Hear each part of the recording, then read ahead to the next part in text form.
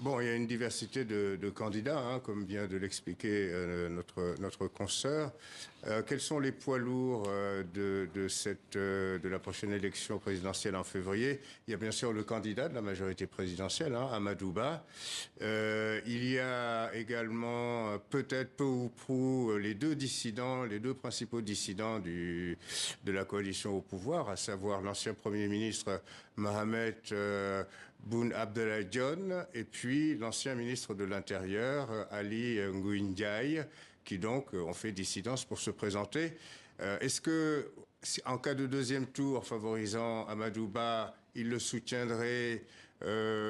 Pour l'instant, ça reste du domaine de la spéculation parce que personne ne dévoile finalement. Chacun des candidats, voilà, chacun des deux candidats se voit au deuxième tour parce qu'il s'agit tout de même d'une élection, à mon avis, très ouverte. On s'achemine vers un deuxième tour. Parmi les autres poids lourds de l'opposition, citons Khalifa Sall. Khalifa Sall, l'ancien maire de Dakar, qui avait loupé le coche en 2019 pour des raisons judiciaires, parce qu'il avait été condamné, et puis qui aujourd'hui se présente avec le soutien du nouveau maire de Dakar, qui a été élu aux dernières municipales, Barthélémy Diaz, et donc qui dispose tout de même d'un réservoir électoral assez important dans la capitale, Dakar.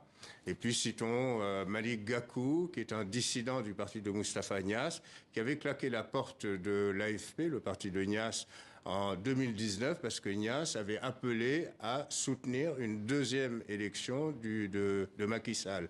Gakou fait partie donc des jeunes figures de la scène politique sénégalaise. Et puis il y a cette jeune femme, quasiment la grande surprise au fond parmi les sélectionnés, c'est Anta Babacar Ngom, qui est une femme d'affaires, chef d'entreprise.